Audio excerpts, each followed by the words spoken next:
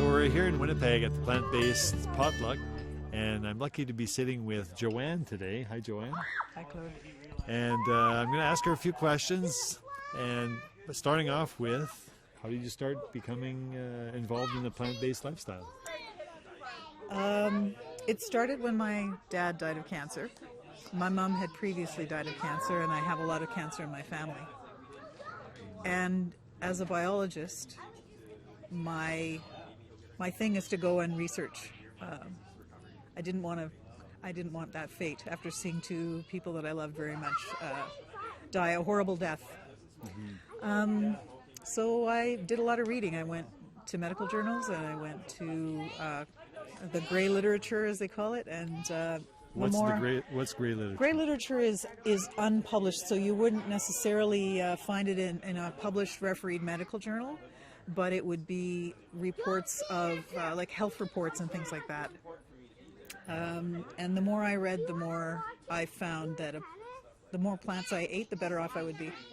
Was there a turning point in some of the research you did? Was there a specific report, or was there specific, or was it gradual? No, it was relatively gradual.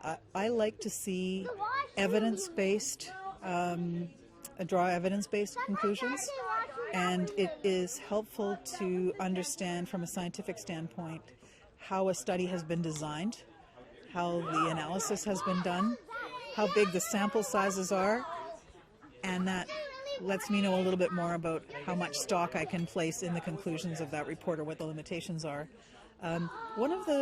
One of the pieces of literature that I found very helpful was the China study, because it was written by a medical doctor and a biochemist, father and son, and they had a third of the book was medical references. They refer, every question I had in my mind, okay, well, why do you have this theory and how does this happen, was answered by the references. So I found it a very helpful document. It was one of the, if you said a turning point, it was one where I thought, yeah, I think this has credence and it won't hurt me to try it, and it will probably help my chances of living a healthier, longer life. So, have you felt the benefits already? What are some of the benefits that you've found so far?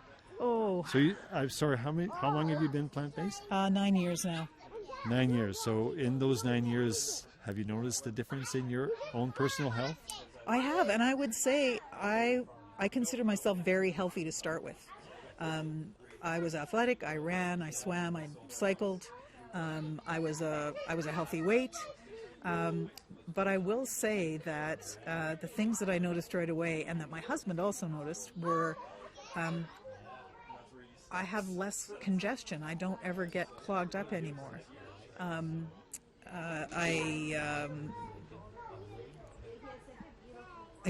feel lighter. I can't quite describe it, but I just, and not lighter in terms of weight, but lighter in terms of well-being. Okay. I have been told that by my loved ones that my breath is sweeter.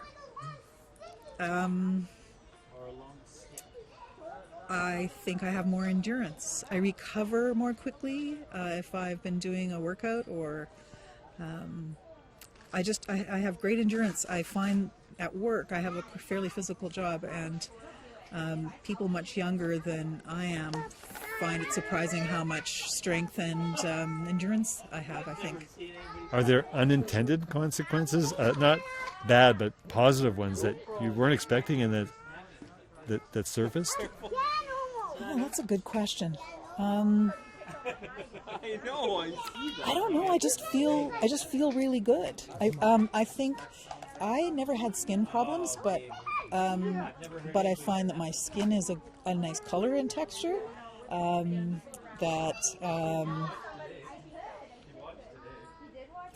It's a very good question. I haven't really thought thoroughly about it. Well, that's fine. But, it's always a bonus when your skin looks good. Yeah, I just feel good, and how about unintended negative consequences that going plant-based, maybe that you thought might happen or you weren't expecting, but some of the negative sides of becoming plant-based? Well, I think it would be I think they would be social ones. One of the things that I've learned is that we are such social animals, human beings. We like to do things together, and we form a little clique. And one of the things that I find is, I am a foodie, and I really, really enjoy cooking. I really have always been a good cook from the time I was a child. My parents were both good cooks, and I think the hardest thing for me was taking the foods that my family and I loved and converting them, maybe lightening them up, getting rid of the oil, or just changing things up so that we had a similar dish that tasted just as good but was healthier for us and that didn't contain animal products. So what's an example of that? Oh. One of your favorite meals? Oh, well, one of my favorite meals is I actually ate quite a bit of plant-based food to start with. One of my favorite simple meals is dal and rice. So I've switched from white to brown rice. I use brown basmati rice. Okay. I cook it in plenty of water, the Persian way, like one would cook Not pasta. by absorption, but right, like a soup almost, but then you... Yeah, and then you drain the water off, put the lid on, and then steam it. And I find it really good that way. And dal is easy to make. It's any kind of legume like lentils, or I usually use yellow split peas. Okay. And I have a winter grains CSA, community supported agriculture, where I have a share, and we got a lot of yellow split peas, so I use those. It's really simple to make with just a few spices like mustard seeds and cumin seed and things like that, some garlic. How do you spell onions. that? Dal? Dal, D-A-L. Oh, okay. Yeah, Okay. It's the Indian term for pulses, cooked Oh, pulses. okay. It's a super easy thing to make. It's like porridge. It's like, if you're teaching somebody to cook, this is like super simple, really, really. And it's easy to put together, relatively quick to put together, and delicious, and really good for you. Yeah, it sounds delicious. I'll have to try Very it. good. You can throw some vegetables in, root vegetables in, or whatever Okay. as well. Yeah. Spinach. What happens when you fall off the wagon and you get off track? How do you get back on, or do you have a strategy or any tricks or tips onto getting back into the plant-based lifestyle?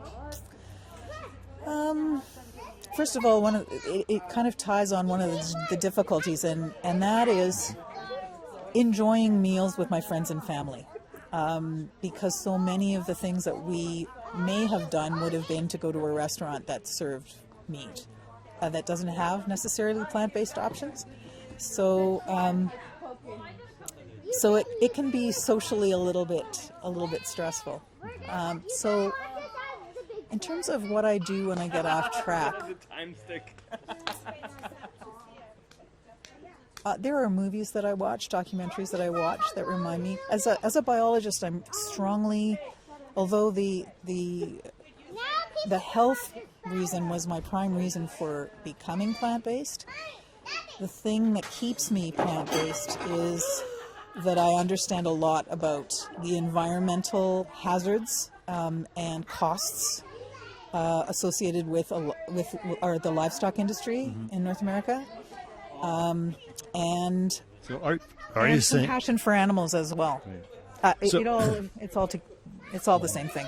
So you have three different angles that help you stay on track, basically. If one comes off, you still have two other sides that help you stay on. Yes, and I think I was raised by my parents with a respect for nature, with a common respect for all creatures. And there's a book called something like Why We Love Dogs and Eat Pigs, or something like that. Dr. Joy, I think. Yeah, I haven't read it, but the idea is I have a dog. I've always grown up with animals in the household, and why should I treat this animal better or worse than this animal? And there are animals whose entire lives are spent at our just being raised to be eaten, and it's kind of terrifying to think of myself in that kind of situation. And I've seen mothers whose babies have been taken from them in the case of dairy cattle, and they cry for their babies, and their babies cry for them. And I can't really separate myself that much from them, from that kind of, I can identify and empathize with them. So because I can live a really good, healthy life without eating animal products, I think, why should I go back? It's just, it's empathy and compassion for other beings that are sentient, you know? I hear you. Well, thank you so much for spending the time. I have one last question I'd like to ask people I interview before they leave is, where do you see yourself in the future in this plant-based lifestyle? One of the things I like the most is I love potlucks. I go to potlucks a lot at work. We have some great ones, Christmas potlucks especially, and I love bringing a plant-based dish that everybody enjoys and they all ask for the recipe for. Because I think one of the things that my family included, I have a family of omnivores, I'm the only plant-based eater. One of the things that there is a belief of, or where I guess I'm not much experience with, is how can animal stuff that's free of animal products actually taste good? And I love finding new ways to share that with people, and so I think my future may involve just being super open and sharing food and socializing with people, and just I guess furthering the positive benefits of a plant. Well, you're off to a good start with this interview. You've shared some really meaningful things, I think, in terms of your lifestyle, and I really appreciate you taking the time. Was there anything else you wanted to share? Thank you for the questions, though. They're questions that I haven't necessarily had before, and so it's interesting to think about it. And maybe we could do another one once I've thought further and a little farther along. Sure. Yeah. Thanks for the. Thank you great so questions. much. Thank you.